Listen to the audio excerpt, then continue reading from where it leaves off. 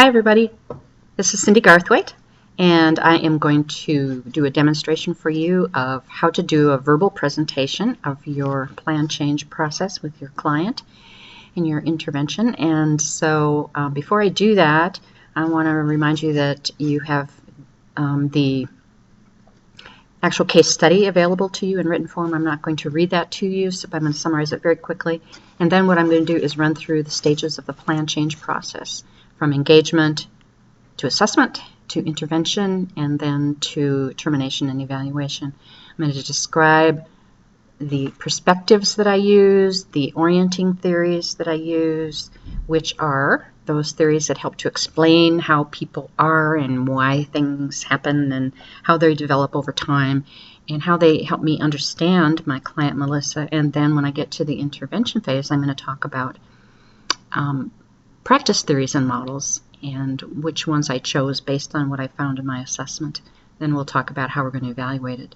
So if you haven't yet found these, the resources available to you in the Social Work Dictionary, there is a listing of the various perspectives that social workers often use and a definition of those. So take a look at that for your resources. And then I'm going to suggest that you read two other resources. One is a listing of orienting theories, ones that you've studied, some that you probably haven't.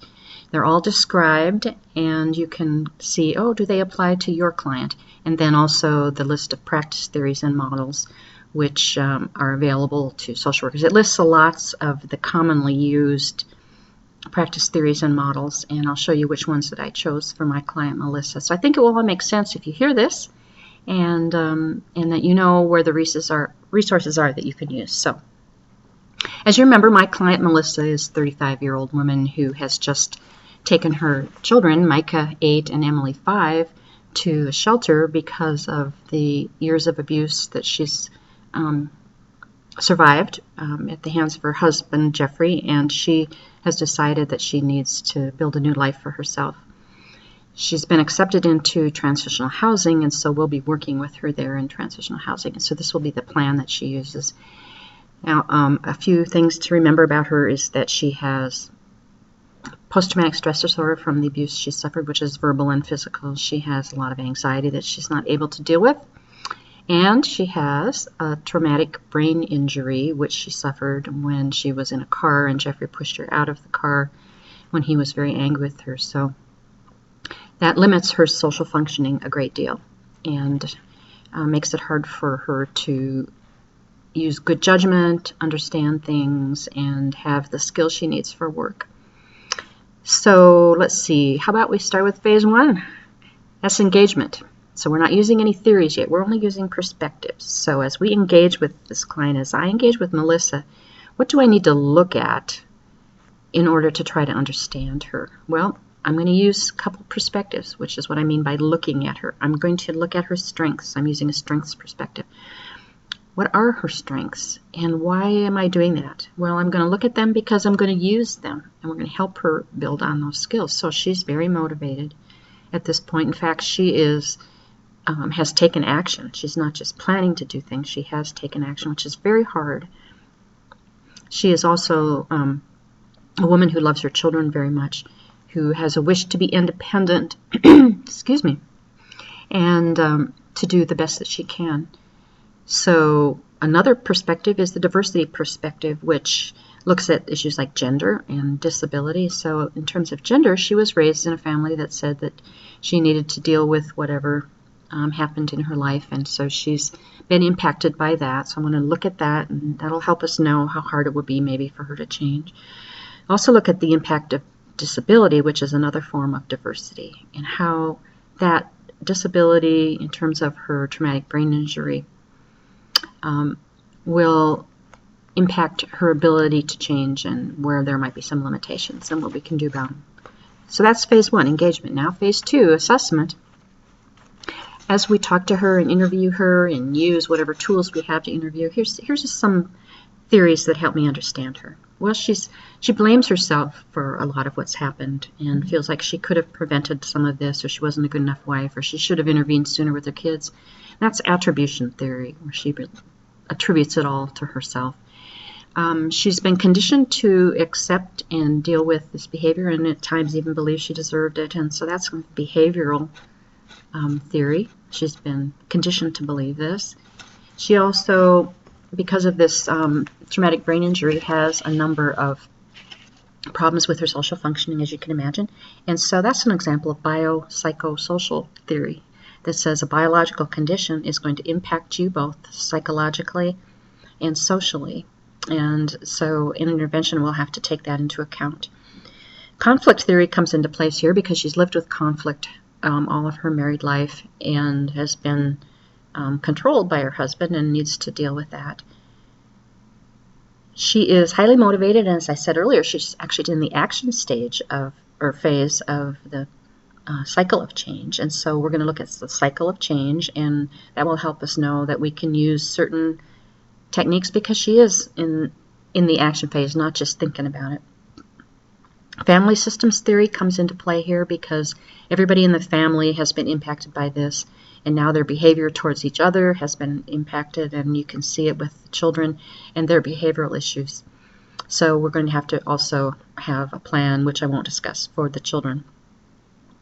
In terms of her identity, Melissa has not yet really figured out who she is as an independent woman, and so we want to help her pursue that path, even though it's a little later in life than many people. So her strengths, as we said, are she's motivated, she loves her kids, she's a survivor, she wants to learn to live independently, and she has quite a few problems, as we've listed. So now, here we are in the phase 3, which is intervention, and what models and theories are we going to use? What's that treatment plan going to be based on in terms of theories? Before we describe what actually will happen in each, objective of the plan. Well, we want her to feel empowered and in control, and so she gets to choose what she's going to do for the most part in living in transitional housing, which support groups, which counseling will she go to. This is called client-centered model. So we're giving the client the power to make this. It's all about what she wants in her life for herself and her children.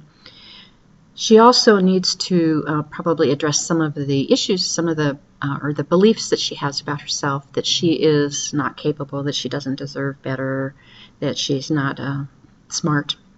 And so a cognitive behavioral approach there will probably work on that, where she learns to identify those cognitions, those thoughts that are sort of self-defeating for her, and they do impact her behavior. If she believes she can't do it, she's not likely to try. So we're going to work on that because we want her behavior to change, but it'll probably take changing her thoughts to do that.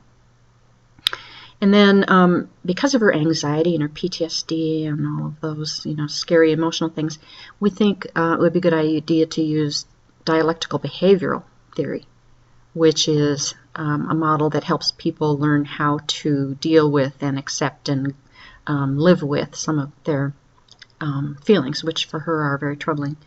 And then we think in the individual counseling, she'll probably have some narrative therapy, which is actually where you learn that you can rewrite your life. In fact, you may actually do it in writing. That may be one way we do it, or just talking. And then finally, task-centered casework, which is a model where we and the clients break down all of the objectives into manageable tasks so that it's not overwhelming. So those are the theories and models I think we'd be using. So what's the plan? Well, I've got 2 main goals and then some objectives under that. Goal 1 is to help her achieve independence in her social functioning, which is a big deal. It includes, for example, getting some job training, seeing where she stands there and what needs she might have for education. It includes attending parenting classes so that she can help herself understand how to deal with her kids at this important point in their life.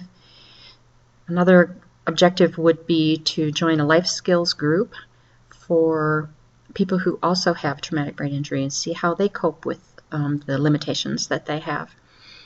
And then the final objective under Goal 1 is to obtain stable and safe housing. And so she'll be working toward that all the time she's in the transitional housing.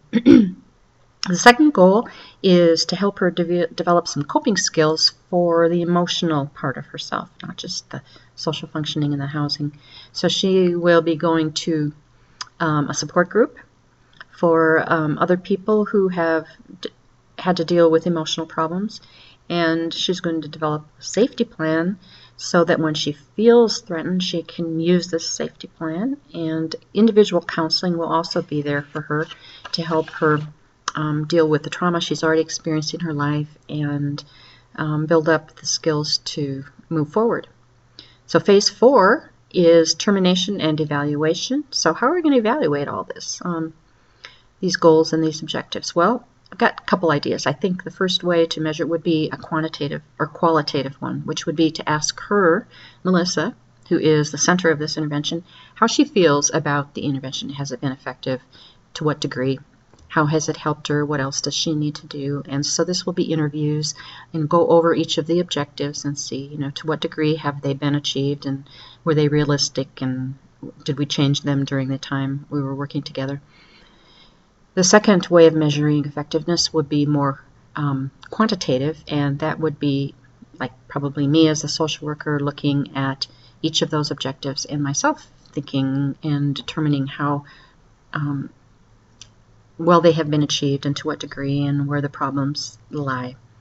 Finally, I think we would probably be using pre- and post-tests, because when she goes to these parenting classes and for the counseling for her anxiety, that sort of thing, those outside resources, there will be some evaluation done, assessment I should say, maybe like a pre-test of what are her needs, how anxious does she become, what are her coping skills, and then at the end of the time, they will measure to see if she's gained any coping skills for anxiety and for PTSD and also for parenting skills.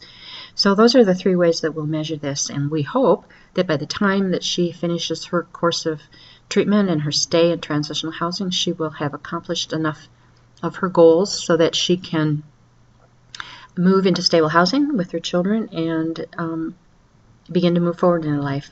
We'll probably keep in touch with her too, though. So I hope this helps. Good luck with yours. Bye.